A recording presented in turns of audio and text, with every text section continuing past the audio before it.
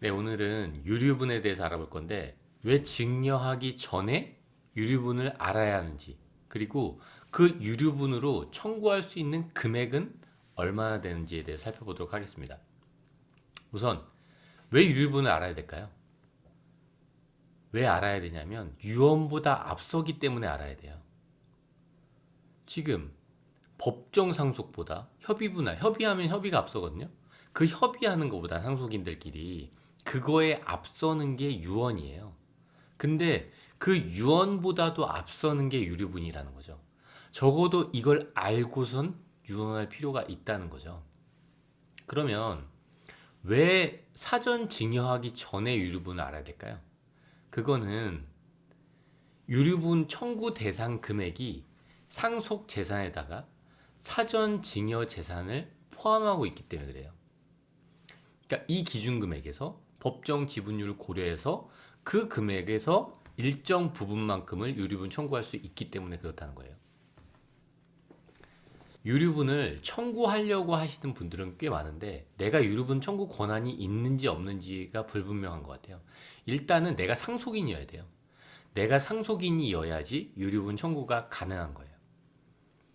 1순위의 상속인들이 있다면 내가 2순위라면 유류분권도 없는 거예요. 상속인도 아닐 뿐더러 적어도 내가 그 선순위 상속인이 되어야 된다는 거죠.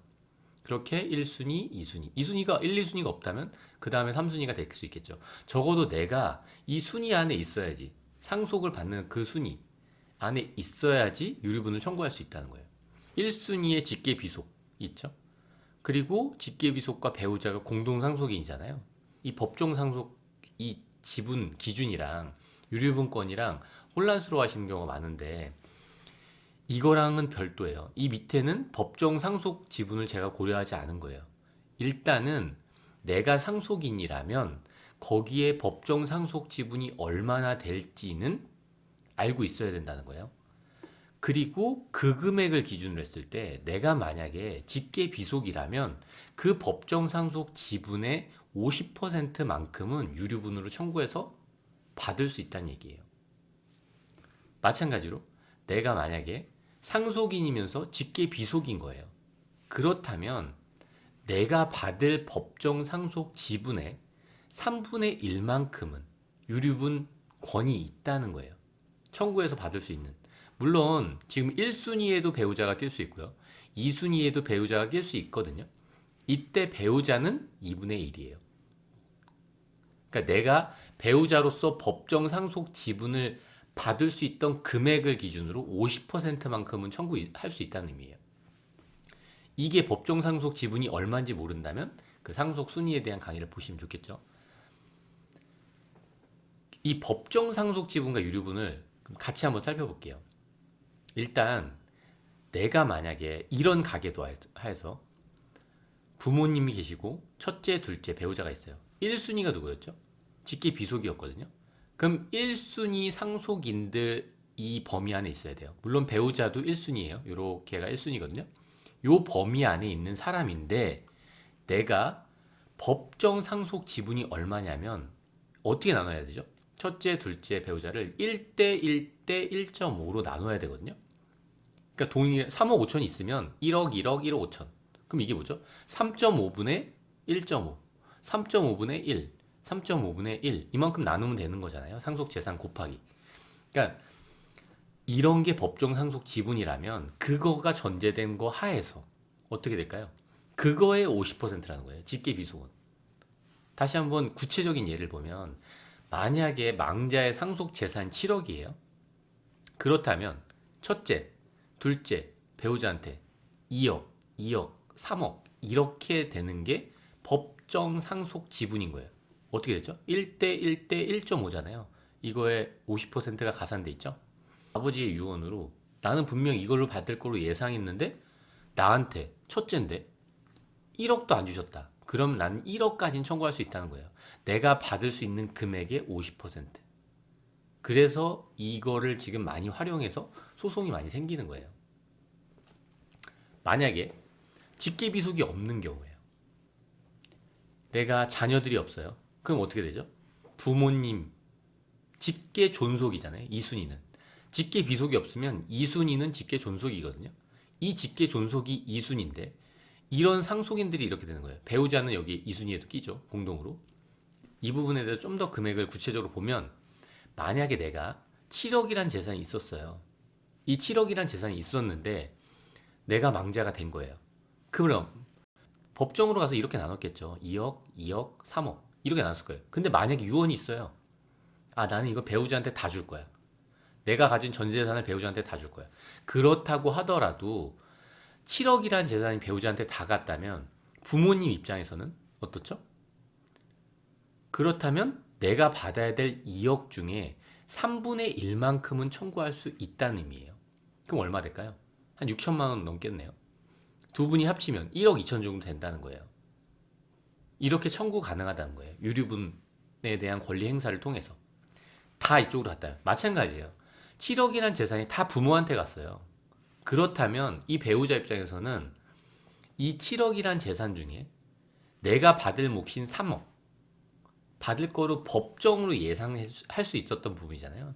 이 3억의 2분의 1만큼은 유류분권을 행사하면서 청구할 수 있다는 거예요. 아무리 유언을 통해서 아무리 미리 부모님한테 이 돈을 다 드렸다고 하더라도 그게 가능하다는 거죠.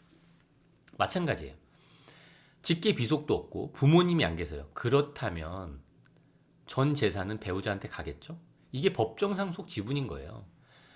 본인이 유언 없이 망자가 됐다면 다 배우자한테 가겠죠. 근데 만약에 본인이 죽기 전이라든지 재산을 유증을 통해서 사실혼 관계에 있는 다른 배우자한테 준 거예요. 다른 여자한테.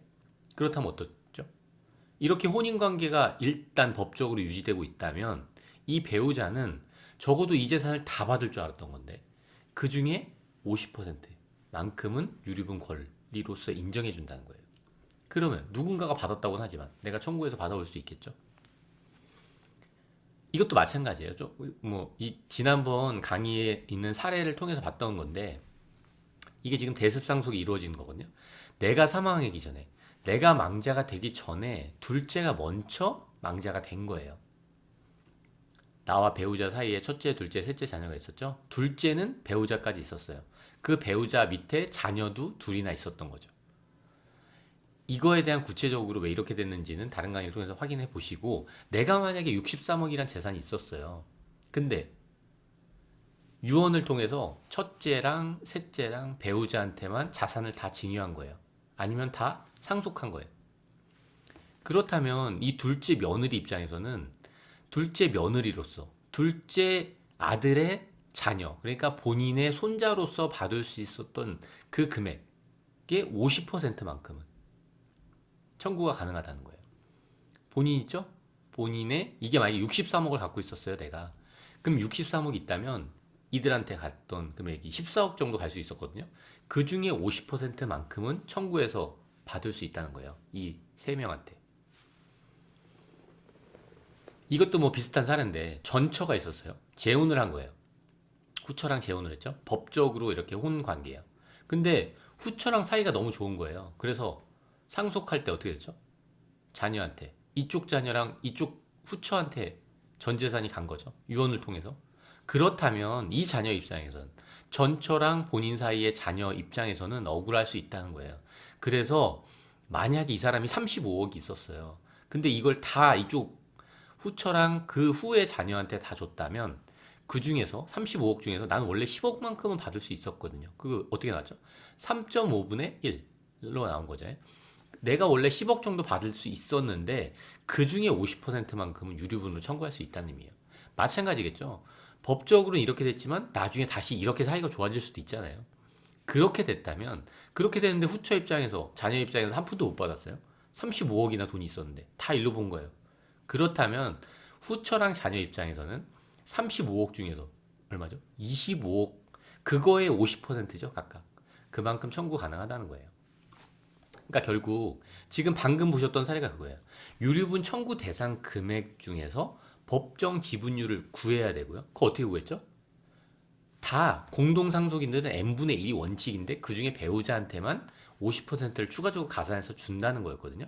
그렇게 법정 지분을 먼저 구한 다음에 그게 만약에 내가 유류분 청구하려고 하는 내가 직계 비속이라면 2분의 1 내가 만약에 배우자라면 2분의 1, 직계 존속 부모님이라면 3분의 1, 형제 자매라면 3분의 1만큼 적어도 그 법정 지분의 3분의 1 이런 비율만큼 청구 가능하다는 거예요.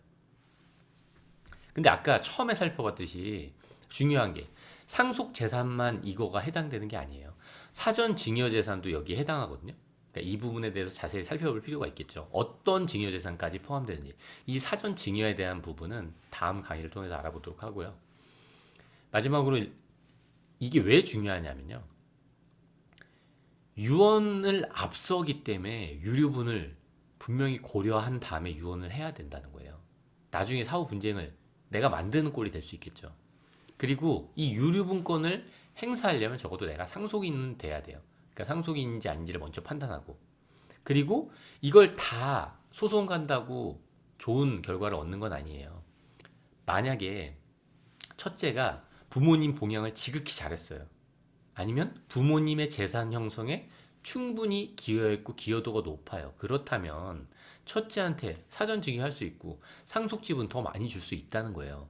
그거에 대해서 유류분 반환 청구를 다 할 수는 없다는 거예요. 왜냐하면 그 첫째도 기여분에 대한 권리를 주장할 수 있거든요. 그런 부분이 주의해야 되겠죠. 그리고 이걸 알았다고 하더라도 소멸시효가 지났다면 소용이 없겠죠. 그 증여, 사전 증여가 있는 걸 나중에 안 거예요. 그걸 안 날로부터 2년, 아니면 상속 개시 후 10년이면 소멸시효가 완성된다는 거예요. 네, 오늘은 여기까지 하도록 하겠습니다.